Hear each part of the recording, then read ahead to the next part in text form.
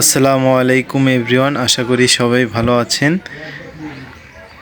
আজ আমরা মোটর লাগাইলাম আমাদের পুকুর ছেঁচার জন্য। সো এখানে বানা দিয়ে বেড়া দিয়েছি, কচু দিয়ে অনেক উঁচা করে।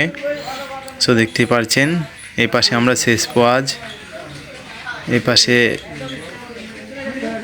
বানা দিয়ে বেড়া দিয়ে যেন পানি যেন না আসে, এর কারণে বেড়া দেওয়া হয়েছে। সো আশা করি আমরা ইনশাআল্লাহ ছেঁচতে পারবো। অনেক কষ্ট করছি আমরা, অনেক কচু আছে, এই কচুগুলো না তুললে মাছ মারার সময় খুবই কষ্ট হবে। কচু তুলে দিয়ে তারপর ছেঁচতে হবে।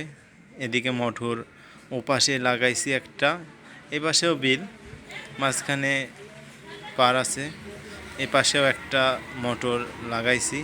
ইনশাআল্লাহ ছেঁচার পর আবার দেখাবো আপনাদেরকে নেক্সট ভিডিও।